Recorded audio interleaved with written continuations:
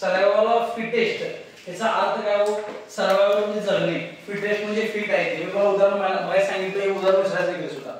म्हणजे काय, for example ज्यांनी काळानुसार बदल करतील ते जगतील, काळानुसार बदल करणार नाही ते मरून जाणार. फॉर एक्झाम्पल जर भूकंप झाला, भूकंप झाल्यानंतर मी तुम्हाला सांगितलं जावा दार काढा, दार काढून पळा, जे फिट आहे ते निघून जाते, जे फिट नाही ते इथेच राहतील.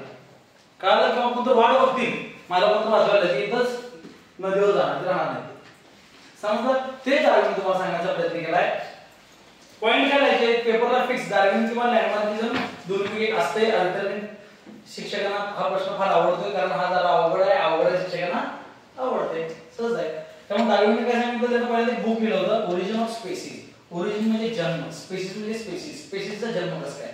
मग स्पेसिसचा जन्म सांगितला, जन्माला सांगितलं नाही तो, खरं जन्माला आल्यानंतर जगतात ते जे आपल्यामध्ये बदल करून देतात आणि जातात ते म्हणजे जे बदल करून देतात. जसं की नंतर Darwin says that all organism reproduce प्रोलिफिकली.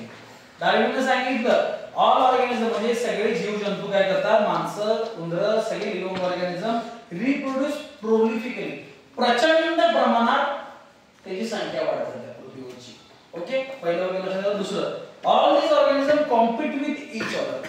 हे काय करायला लागले, स्वतः दुसऱ्याबरोबर स्पर्धा करायला लागले आणि ह्या स्पर्धेमध्ये कोण जिंकणार, जे बदल करणार ते, आणि जाणार कोण, जे बदल करणार नाही. पहिलं वाक्य जन्माला भरपूर आले, दुसरं वाक्य स्पर्धा करायला लागले. ओके, तिसरं वाक्य इन दिस कॉम्पिटिशन. पहिलं वाक्य लक्षात ठेवा आपण, पहिलं वाक्य रिप्रोडक्शन फास्ट आहे, दुसरं वाक्य कॉम्पिटिशन करायला म्हणजे स्पर्धा करायला लागले, तिसरं वाक्य जगणार कोण, चौथं वाक्य कोण जगणार नाही. बस त्यालाच म्हणायचंय आवड आहे. पहिलं वाक्य सांगितलं भरपूर जण जन्माला आले, दुसऱ्या वाक्य सांगितलं प्रत्येक जण एकमेकांबद्दल कॉम्पिटिशन करायला लागले, तिसरं वाक्य इन दिस कॉम्पिटिशन, ह्या स्पर्धेमध्ये ओनली दोज ऑर्गॅनिझम सस्टेन, फक्त तेच सस्टेन म्हणजे जगतील किंवा आहे तसे राहतील. ओके, दुसरं वाक्य जन्माला आल्यानंतर स्पर्धा करणार. फॉर एक्झाम्पल तुम्ही घरात पण चौघ आहे, भाऊ बहिणी, त्याला मार्क जास्त आहे, मला मार्क जास्त आहे, तू जास्त खातोय का मी जास्त खातोय, त्याला ड्रेस द्यायचे की मला ड्रेस द्यायचे, म्हणजे काय सगळ्यांनी काय चालू केलंय, कॉम्पिटिशन. त्याला म्हणजे कॉम्पिटिटिव्ह विथ ईच अदर प्रत्येक गोष्टीत. काय तो चांगला दिसतोय का मी चांगला दिसतोय, ह्याला चांगली पॅन्ट का मला चांगली पॅन्ट, मला जास्त मार्क का त्याला मला जास्त, तो चांगला खातोय, ह्यो चपाती खातोय की मी चपाती खातोय, सगळेजण काय करतात, कॉम्पिटिशन करतात. त्यात कोण जगणार आहे, हे या खाणार बस, मी या खाणार जास्त, तू शिकणार नाही ना, राहू दे नाही राहत. फॉर एक्झाम्पल तुझं तुझ्या भावाला म्हणणार कोण शिकते, तू जिंकत असेल, तू कसे आहे बस की असं. तसं त्यांनी काय सांगितलंय, in this competition only those organism sustain, ते जगतील जे स्वतःमध्ये बदल करून आणतील. ते काय करणार आहे, स्वतःमध्ये बदल करणार. फॉर एक्झाम्पल आता थंडी पडल्या भरपूर स्वेटर आपण घालतोय, त्यालाच म्हणायचे बदल. कळलं? नाही नाही मला काय होत नाही, मग सर्दी दिला. कळलं? त्यामुळे बदल करून घ्यायला पाहिजे. बिसाइड आहे ते दुसरं काय. मग आणि काय महत्वाचं आहे, दुसरे वाक्य महत्वाचं आहे. पहिलं वाक्य रिप्रोडक्शन, दुसरं वाक्य कॉम्पिटिशन, तिसरं वाक्य जगतात कोण, चौथं वाक्य मरतात कोण. आता पाचवं वाक्य काय, ह्याचा अर्थ असा आहे देवानं काय केलेलं आहे, जे स्ट्रॉंग आहेत ते ठेवलेले आहेत, जीविक आहेत ते घेऊन गेलेले आहेत. बघा, बिसाइड दिस नेचर सिलेक्ट, म्हणजे देवानं केलेले nature select, natural selection also plays important role because nature select, हे वाक्य इथं महत्वाचं आहे.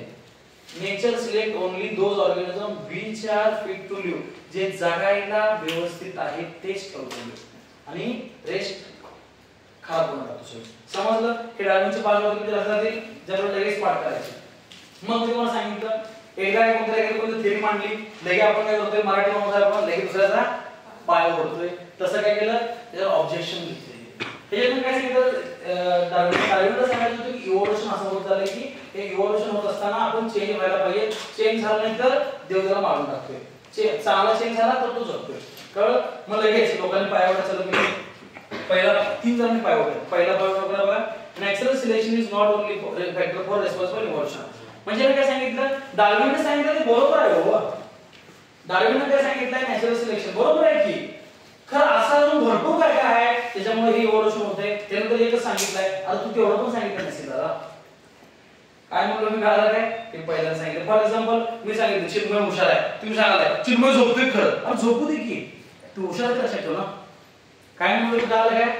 दुसरी गोष्ट, Darwin did not mention any explanation about useful and useless modification.